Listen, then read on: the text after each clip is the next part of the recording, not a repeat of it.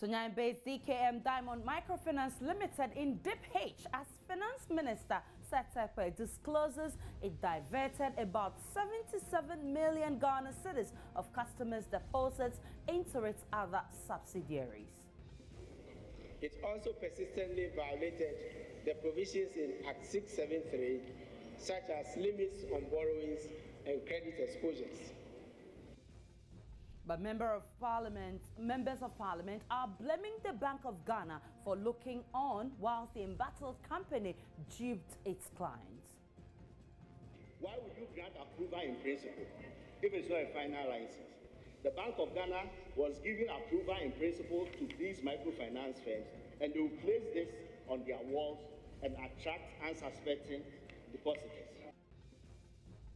Although the minister could not give details on what exactly the 77 million Ghana cedis was used for, he said officials of the Bank of Ghana will meet members of parliament later in camera with details on the issue. So how did the microfinance company divert such huge sums of monies into its affiliate companies without the realization of its regulators? What role did the Bank of Ghana play in preventing this?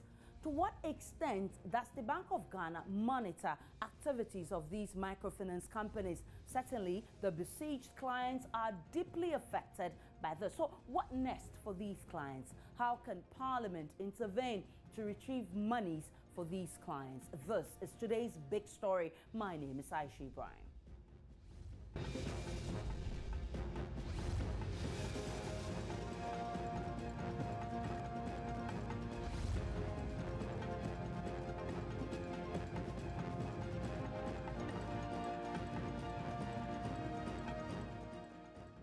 An investigation by the Financial Intelligence Center revealed that the company collected 115.2 million Ghana cedis from customers but had only 10.8 million Ghana cedis in its account at the time of investigations. Now, the money is suspected to have been diverted into affiliate companies, DKM Mining Limited, DKM Transport Limited, DKM Share Butter Limited, DKM Gas Filling Station, and DKM Cement Depot Limited. Now, the microfinance company was found by the Bank of Ghana last year to have flouted the regulations of the sector. We can now listen to Finance Minister Setekwe, who briefed Parliament today on the microfinance scam which shook the banking industry last year. DKM Diamond Microfinance Limited is a Tier 2 microfinance company with its head office in Sunyani. It has 6 branches at Wenchi, Techimam, Bogatanga, Wa, Brekum, and Nkranza. The company was incorporated on 3rd April 2013 and was granted a license to operate as a microfinance company on 25th October 2013. Mr. Speaker, the company was attracting deposits from the public at rates of interest which recently ranged between 40% per quarter and 55% for 2 months, which Bank of Ghana deemed unrealistic and unsustainable. It also persistently violated the provisions in Act 673, such as limits on borrowings and credit exposures. All efforts to address the problems by Bank of Ghana proved futile. Consequently, the Bank of Ghana requested the Financial Intelligence Center, FIC, to freeze the accounts of the microfinance company and its affiliated companies to enable investigations to be conducted into its affairs. A moratorium was also placed on its operations, and Loban, Hyde and Partners, a firm of chartered accountants, was appointed to carry out a special audit on the operations of DKM Microfinance Limited. The audit revealed that total deposit liabilities of DKM DML amounted to 115.24 million Ghana cedis, as against a total cash deposit of 10.8 million Ghana cedis. An amount of 77 1.26 million Ghana cedis was also diverted to DKM DML's subsidiary companies. Mr. Speaker, the audit also confirmed weaknesses such as misreporting to Bank of Ghana, mismatches of assets and liabilities, weak government structures, among others. DKM has made several promises to pay its customers, but these have not materialized. The Bank of Ghana has initiated action to revoke DKM's license, and the process of liquidating the assets for the company and its subsidiary to pay off depositors has commenced. Mr. Speaker, going forward, Bank of Ghana has taken the following measures to sensitize the microfinance subsector. A, it has strengthened its supervisory role through off-site surveillance for early detection of distress and effective on-site examination to confirm compliance with regulatory requirements. This follows the establishment of the other Financial Institutions Supervision Department, which is dedicated to microfinance institutions. B, the bank has deployed 5 staff to its regional offices at Sunyani, Kumasi, Takrady, and Tamale for ongoing surveillance of the microfinance institution subsector. C, the bank has intensified the campaign through its Public Education Committee against the activities of unlicensed microfinance institutions and to accurately inform the public on financial literacy. D, Bank of Ghana has resourced the umbrella associations such as the Ghana Association of Microfinance Companies, Ghana Cooperative Susu Collectors Association, Money Lenders Association of Ghana, and financial non-governmental organizations, and collaborated with them and law enforcement agencies which are part of the umbrella to address the menace of unlicensed microfinance institutions.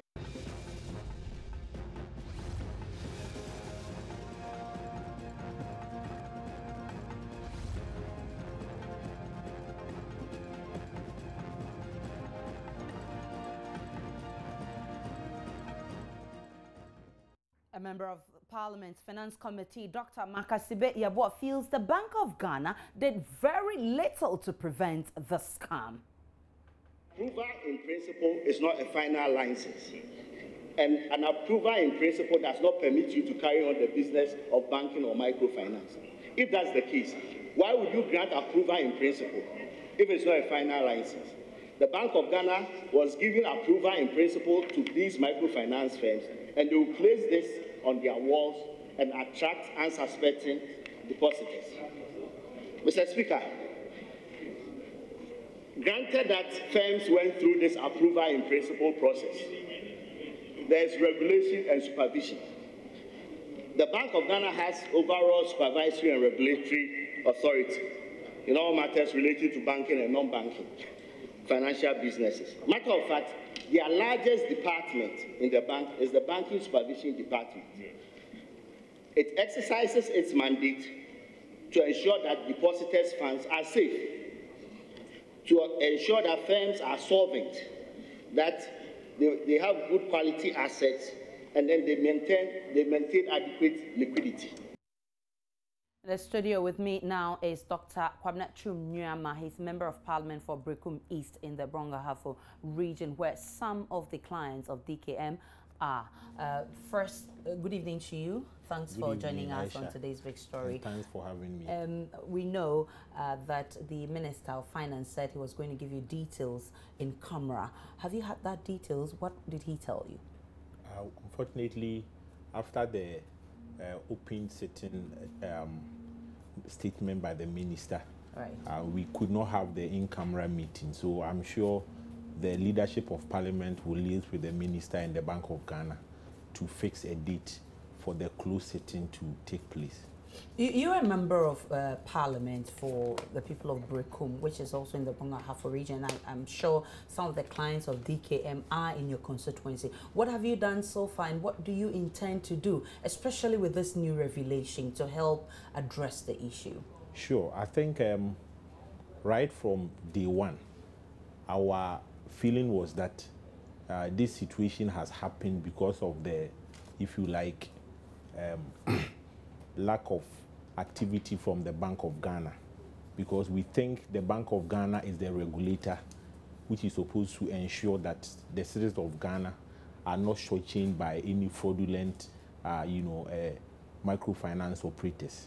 But from even the statement the minister gave this morning, we realized that they sat down and allowed these operators to operate for close to 4 years without any serious supervision, and this allowed them to more or less swindle the unassuming, unsuspecting customers. A lot of them are in my constituency. We have about close to 6, 7 different operators in my constituency, and a lot of my people have suffered greatly from this situation. Exactly. And so we are expecting that once the Bank of Ghana and for the government is more or less liable in causing this mess, we think that the government will have to step in to ameliorate the difficulties our people are facing at the moment. Just like one of our colleagues said on the floor, this is a national disaster. A lot of people have suffered. People have died because of this. Exactly. Families, marriages have broken down because of this. Students have had their schools truncated because their parents cannot pay their school fees. Businesses have grounded. Yeah. And the worst of it all, Brown Hafo is one of the food baskets in the country.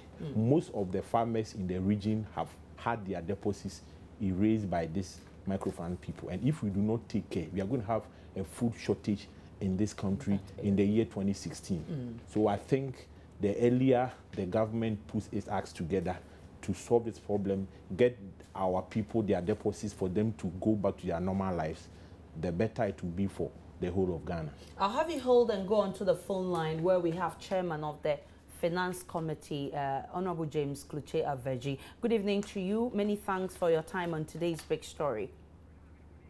Well, we're told we've lost him. We'll try and get him back. But let me come back to you. When are you meeting members of the Bank of Ghana to brief you, give you the details of this new revelation? And how do you, members of Parliament, and speaking for yourself, how do you intend to push for the Committee of Finance, for instance, to ensure that this matter is dealt with and brought to its logical conclusion? I think, first of all, for the meeting, the business committee with the leadership will have to decide on when we're going to meet the Bank of Ghana staff. I know when the minister was speaking, he made mention of a certain bill that is on the floor to try and more or less streamline the banking atmosphere to prevent future occurrences of these things. It is in the right direction, but we think that those who have already fallen victim to these unscrupulous acts will have to be compensated adequately, because we think the government and Bank of Ghana have allowed this to happen. And since they are the regulators, steps should be taken to compensate them adequately. And then in moving forward, we will now put in place stringent measures to prevent future occurrences of this phenomenon. So we are expecting that the Ministry of Finance, the government, the Bank of Ghana, they will put their acts together and compensate all the deposited adequately so that they can come back to their normal lives. As it is now, a lot of them are really seriously suffering, and we want to, take care of them to ensure that they can come back to their normal life as early as possible. I must say that we're facing a bit of challenge with our phone lines, but as soon as it's rectified, we'll get the chairman of the Finance Committee to speak on this matter. We'll also speak with a member of the Finance Committee, Dr. Sibe Yeboah, who is accusing the Bank of Ghana for watching on for all of these to happen, something that they could have prevented. And then we'll cross over to Brown Hafo and speak with one of our correspondents to tell us how the people are coping, and again what they're doing with this new revelation. We'll speak also to a microfinance operator, to tell us how they feel about all of these operations and what their colleague DKM is doing. But Honorable, you're accusing Bank of Ghana for not doing its job well. Bank of Ghana says because we did our job well, that's why we're able to even notice that something like this was happening, and so we caused the shut of the company. So how do you accuse Bank of Ghana for not doing its job well? To the extent that it had to take close to 4 years for Bank of Ghana to suddenly wake up from their slumber to start acting. And mind you, it wasn't just one company. It wasn't two. It was close to 15 different companies operating in almost all the main towns in the region. We were told this morning that there's even branches in Tamale and Bolgatanga. So it baffles our minds as to how come a state institution like Bank of Ghana, with branches all over the country, there's a regional branch in Sunyane. So how come there was no surveillance intelligence units for them to even notice that, I mean, the amount of money these companies were operating with? The minister told us various, types of banking institutions with the level of capital they have to operate. Okay. When the minister spoke, he told us that DKM had over 115 million Ghana cedis deposits. Right. I mean, companies like God is Love, I'm told, has even more than that, close to 300 million Ghana cedis deposits. Whereas they're not supposed to. They're not supposed to. So definitely, this amount of money should obviously ring a bell. It should alert the agencies, intelligence agency, financial intelligence agency, BNI, even the Bank of Ghana itself. The bank supervision that our colleague said that is the biggest unit in the bank. How come they were all not aware and they actually sat down for all these years for this microfinance to perpetuate this hardship on our people? We think they were reckless, they were not really on top of their job, and that is not how regulators are supposed to operate. If it was, let's say, Food and Drugs Authority that has committed such an offense like Bank of Ghana, and maybe somebody is peddling, poisonous medicine, and they sit down for close to 4 years before they now suddenly rise up to say that, oh, the medicine is not to be given to humans. A lot of people would have died. So it's just like that. Bank of Ghana is a regulator. They have all the machinery to operate. So we don't see why they sat down all these years, did nothing, and then now suddenly they wake up to tell us that they have put measures in place to prevent this. People have suffered.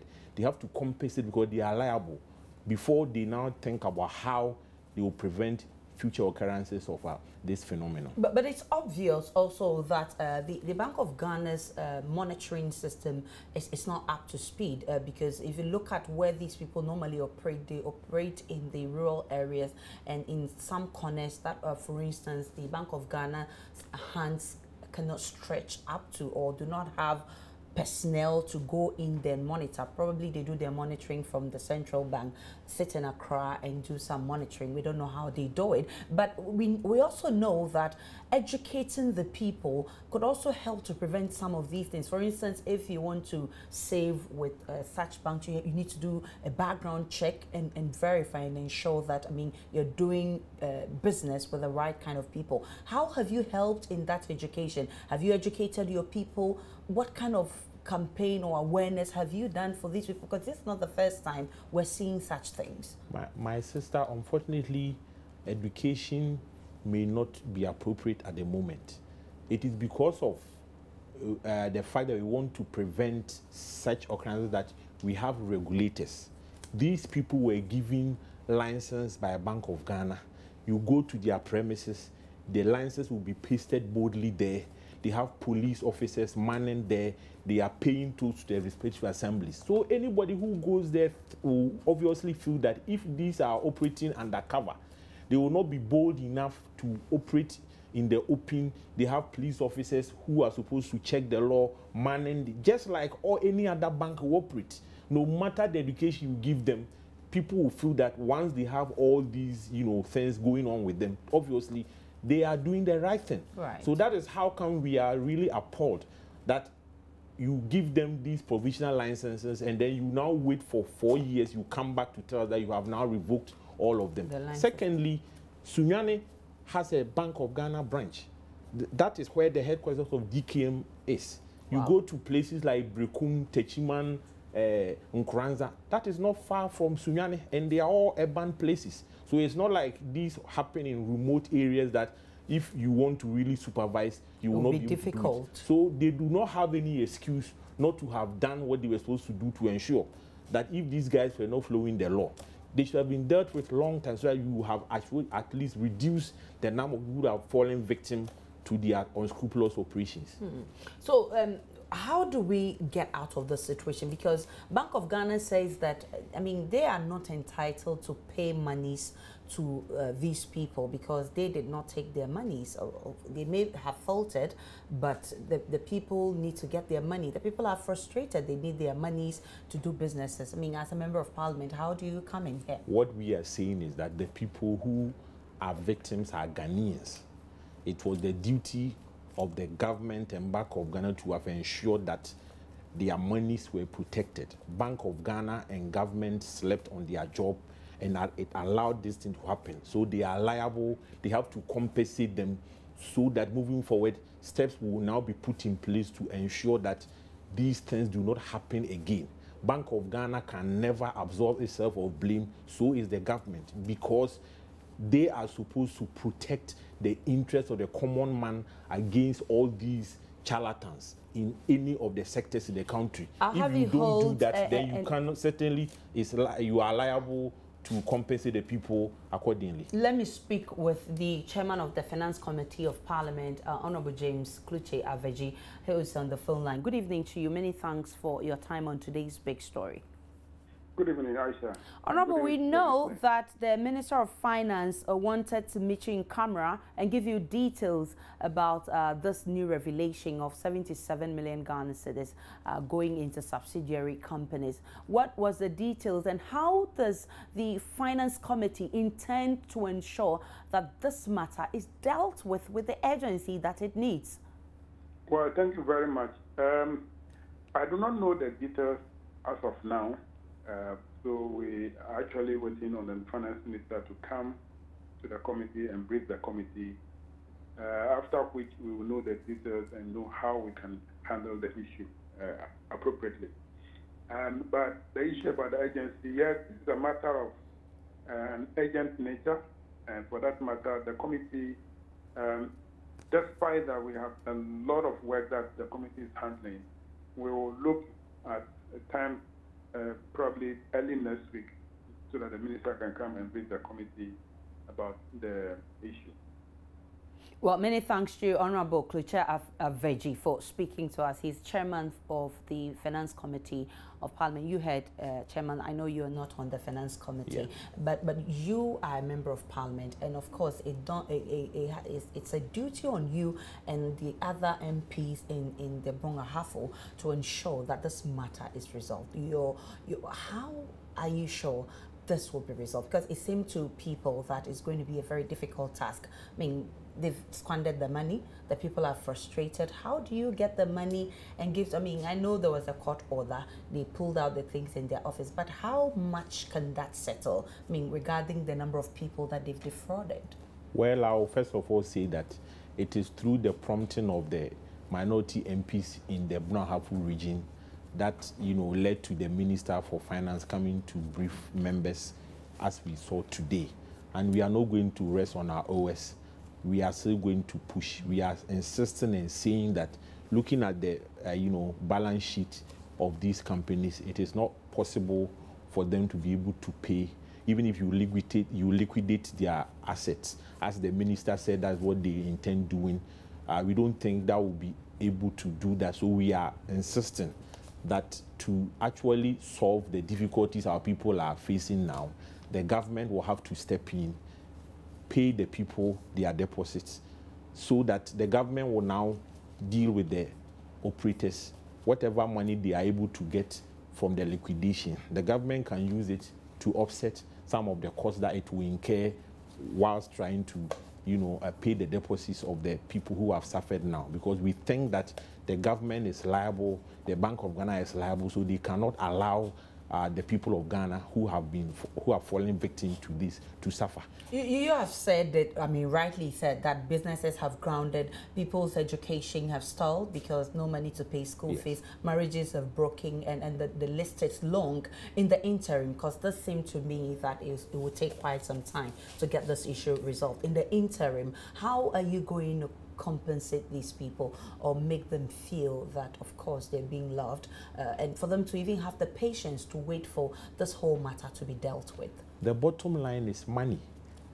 It is money we are talking about. These people? That is why obviously it is the government that is capable of having that amount of money to be able to give. We don't expect, in your small way as a member of parliament. Well, I think the number of people that I have supported personally as far as education is concerned from August, when the academic year started, has been huge. Because of this difficulty, a lot of them have had their parents not having money to pay their fees, and then we had to step in to support them one way or the other. But all these are bits and pieces. We don't think it can solve any of the difficulty to any larger extent. That's why we are entreating the government to step in. At least give them something in the interim whilst you deal with them, with the expectation that you are going to pay all their deposits to them in due course, so that at least they can have their lives back. I mean, once upon a time, there was an earthquake in Haiti. The government of Ghana was able to do as high as $3 million to go and support them. We think this is also a disaster in the country. So the government must look for money to go and support our people, for them to come back to their normal lives, so that they can now have the energy to work and improve the economic situation in that part of the country. Many thanks to you, Dr. Kwabena Chum Nyama. He's a member of Parliament for Brekum East in the Bonahafo region. Many thanks for coming. So, if you just joined us, we're talking about the revelation by the Finance Minister, who says that 77 million Ghana cedis has been transferred to DKM's subsidiary companies. And we're told that Parliament is taking up that matter somewhere next week. It will be resolved. My name is Aisha Ibrahim. Many thanks for watching. Have a good evening.